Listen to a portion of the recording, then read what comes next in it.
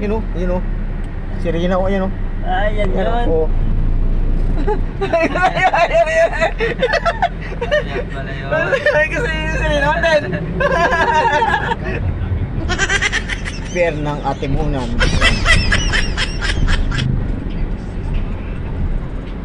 Mga barko, maliit lang barko. Maliit lang. Pantao lang. Hindi, may tsoko. Ano? Yan o, may mga kahintay nga ng barko yan eh. Barko malaki yata yan eh. Port of Atimunan. Kaya biyahe yan. Yung panta siguro yan. Hindi ah. Gahing ano yan, mas bati yan. Ano, Port of Atimunan.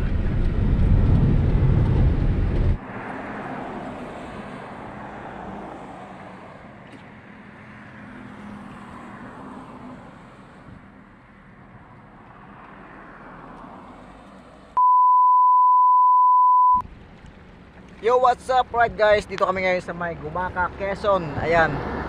Ito yung lawak ng karagatan dito sa may Gumaca, Quezon. Ayan. Dito nga yung uwi na to. Ito yung patungo ng Manila. Ayan, patungo ng Manila. And then, ito naman yung patungo ng proper ng Gumaca, Quezon. Alright. So ayan guys, at dito nga kami ngayon sa may Gumaca, Quezon. At ito yung lawak ng karagatan dito sa may Gumaca, Quezon. At makita nyo nga itong revolto na to. Ayun o. Makita yung revolto na to. Revolto ng isda na to. Hindi malaman kung anong isda to. Kung tilapia o ano. Bangus ba or plapla. Ano ba ang isda to? Lapu-lapu. Ayan. Itong revolto na to. So yun guys. Tumahan ako dito sa may Gumaca, Quezon. Alright. So yun guys. Let's go. So yan mga kabero, for today's video ay dito kami sa may Gumaca. At ito, bago kami balik ng Manila ay huminto muna kami. At upang mapicture sa malaking revolto na ito ng isda. At hindi ko alam kung anong uri ng isda. Ito yung tindahan, mamaya pupunta namin to. At dito kami magmimerenda dahil nga hapon na. At ito nga yung lawak ng daan na to na patungo ng Manila. Ito yung lawak ng karagatan na to ng Gumaca. So yan mga kabero, gusto ko sana maligo dito. At ito nga, na-miss ko na rin maligo sa dagat. Matagal-tagal na rin kung hindi nakaligo sa dagat. At ito nga yung patungo ng Manila. So mga kabero, ito yung patungo ng proper ng Gumaca. At ito yung mga batang ito. Ito yung mga picture dito sa may revolto ng isda na to. At hindi nga natin malaman kung anong isda. So yan, at ito mga kabero ay nakalipat na ako dito sa may kabilang side. At dahil nga dito kami ngayon magmerenda. Ito yung lawak ng daan na to. Ayan, ito yung tindahan. At ito nga yung sakyan na aking minemanyo. Iniwan ko muna sa pagsamantala. At dahil nga tayo ay nag-video dito. Ayan. At upang aking ibahagi sa inyo yung video to dito sa may Gumaca, Quezon. So ayan mga kabiro, balik ako dito sa pisto namin kanina. At ito nga ay aking pinamasdan. Itong lawak ng karagatan na to. At ito yung sakyan nga na aking minamaniho. At ito nga ay napakaganda ng revoltong ito. Napakalaki ng kaliskis ng istang ito. At ito nga ay talagang parang gusto ko talaga lumigo dito mga kabiyero sa dagat na to. Ayan, pero bawal. Baka tayo pagalitan dahil nga may bakod dito. Ayan, makikita mo yung napakataas na bakod na to. Ayan, at dito nga ay mahigpit. Bawal nga dito umiis sa gilid. Baka ikaw ay mag-violation dahil dito ay magmulta ka ng halagang 500 pesos. So sayang din naman yun. Maari mong itong ipambili sa pasalubong. Naalala ko tuloy nung pumunta kami Mindoro mga kabiyero. Sumakay kami ng barko, yung malaking barko tulad ng Montenegro. Ayan, ay yung sinakay namin na Montenegro. At may bago-bago pa nga. At itong barko to ay mayroon pang 7-Eleven. Alright guys, at dito nga tayo sa may Gumaca, Quezon. Ayan, napakalawak ng karagatan dito sa may Gumaca, Quezon. So ito nga, hindi gaanong malalim yung tubig. Ayan. So may kababawan at hindi man gaanong mahabagat itong dagat dito sa may Gumaca, Quezon. Ayan. So guys, dito ang aming biyahe sa may Gumaca, Quezon. So ito, tingnan natin yung lawak ng karagatan dito.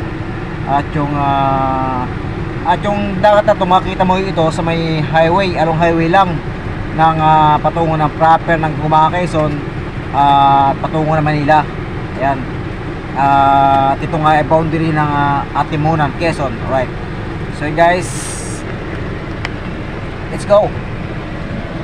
So ito mga kabero, pinapatuloy na namin yung aming biyahe. Ayan, sumakay na kami dito sa aming sakyan. At ito nga, iniwanan namin itong revoltong ito. Ito, napakalaki lang nakasulat dito. Bawal umihi, multa 500 pesos. Ayan o.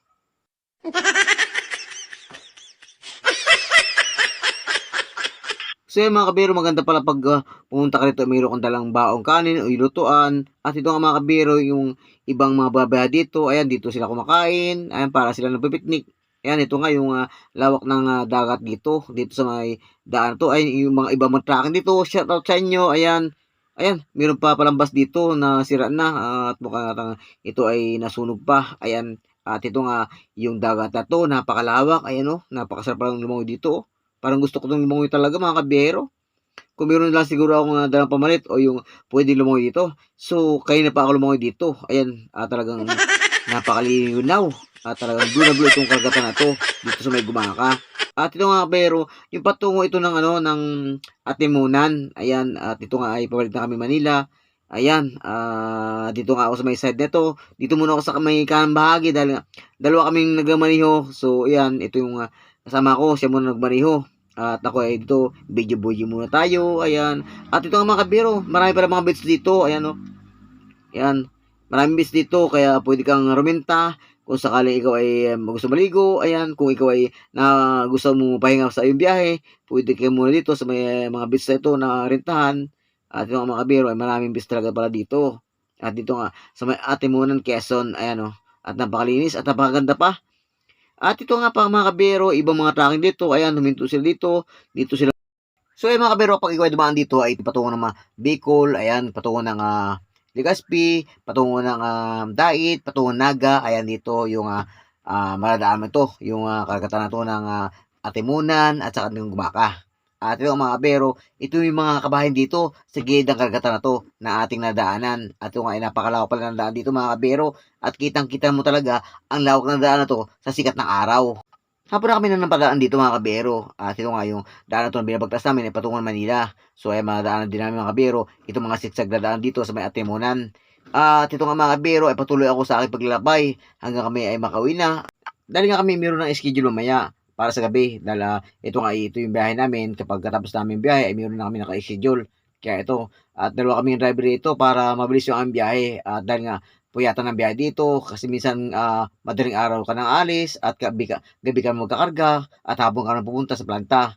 Kaya ito mga kabero ay dalawa kami driver dito, papalitan kami dalawa at ito nga yung binabagtas namin na ito mga kabero, ito yung daan na patungo Manila at ang gilid nga ito mga kabero ay dagat. The time check is 3 o'clock na ng hapon. Ayan mga kabero ay patuloy ako sa aking paglalakbay at ito nga yung kasama ko muna ang nagmamaniho. At saka ko siya papalitan kapag siya inantok na. Ayan. Ito mga biro ay patuloy kami sa aming biyahe. At ito ay may mga kurbada rin pala dito. Ayan o. So ito mga kabiro, galing pa kami sa Santo Tomas. At ito nga ay bali pangalawang drop namin ito. Dahil nga ang una namin drop ay sa may Santo Tomas. At pangalawa ay dito sa may Gumaka. At ito ang mga kabiro, umalis kami sa Santo Tomas is 10 o'clock ng umaga. Nakating kami ng Gumaka is 1 o'clock pasado ng hapon. Kaya ito mga kabiro, pasado alas 3 ay dito na kami. Tapos na kami sa aming biyahe. Tapos na kami sa aming pagdidiskarga ng mga produkto na aming dala dito sa may Gumaka.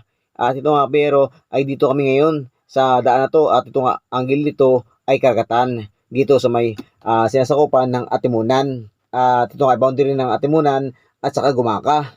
At ito mga bero ay napakita ko na rin sa inyo yung revolto nitong sirena. Tumatawa nga itong kasama ko. Akala niya ay totoong sirena pero ito pala ay revolto. Ito ang aking pinakita sa kanya.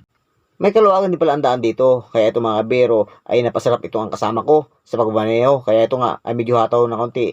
So yung mga bero, hindi ko na pinakita pa sa inyo itong kasama ko at siguro sa sunod na ipakita ko na sa inyo. Dahil nga ito ay dito ako nakapokus sa daan na to. At ito nga ay titingnan ko itong kabaan ng karagatan dito sa daan na to na aming tinatahak. So yung mga bero, bago tayo magtapos ay huwag kalimutan na kalampagin ang notification bell ng channel na to upang palagi kang updated sa mga video bago kong ina-upload. At ito nga mga kabero, ang karagatan na to na aking nadadaanan dito sa gilid ng highway nito. At ito nga mga kabero ay medyo madilim yung karagatan na to. Di tulad kanina at kitang-kita mo na halos blue na blue ang karagatan. Dahil nga mga kabero ay hapon na. So ayan mga kabero ay 4 o'clock na kami napadaan dito. At ito nga ang ilang mga tracking dito ay nagpapahinga sila. So ayan, nakakatakot naman. Sa gilid pa sila nakaparada. Baka man din lubog itong tinatayo nila. Napakirap talaga ng buhay ng bero. Kaya ito yung mga kabero. Natulog na lang sila sa gilid ng daan. At ito nga ay mukhang delikado pa. At minsan mga kabero nalipasan ka pa ng gutom. Ayan, dahil nga ito nga mga kabero, puyatan ang biyahe upang makarating sa puntahan, upang makauwi na maayos. Kaya payo ko lang mga kabiro, pag inaantok ka na, ay matulog ka lang muna sa gilid at huwag pilitin kung ikaw ay antok na dahil delikado. Dahil minsan nangyari sa akin ito mga kabiro, nakidip ako, nagulat talaga ako, bigla na lang rumampa yung sakyan sa may gutter, nakagising ako dahil nga sa lakas ng impact at buti nga lang at hindi kami napaano.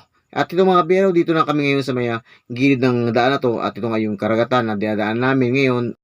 So yan mga kabiro, dito naman tayo nakapokus sa daan na to at ito nga ay dalawang linya lamang. Kanina nga mga kabiro ay nakita nyo naman na karagatan yung daan na ating binabagtas. At ito nga yung way pa rin natin na patungo ng Manila, maging ang ating limunan sa bayan nito.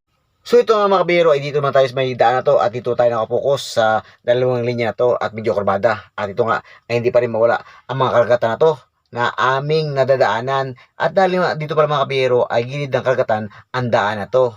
At ito nga ay patuloy ako sa aking paglalakbay dahil ito nga awin ito patungo ng Atinimo Quezon. At ito mga kabiro ay patuloy pa rin ako nakabuntot sa tricycle ito.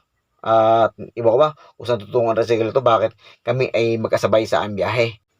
At dito nga mga kabiro, ito ang tuwa itong kasama ko. Akala niya itoong sirena, hindi pala kundi ito aribulto lamang. At ito nga ay dito sa may gilid ng dagat na to na aming daanan. At ito nga mga kabiro ay malapit ako dito sa may pier ng Atimunan kapag ito ay aming diniretso.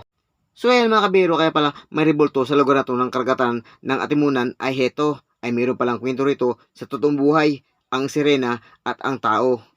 Pagdaan namin sa Gumaka ay medyo blue na blue ang karagatan. Pagsapit namin dito ay eto nga ay medyo madilim ang karagatan na to. Dahil ang mga kabiro ay alas 4 na ng hapon at ito nga ilang mga tracking dito ay nasiraan pa at ang iba naman dito ay nagpapahinga.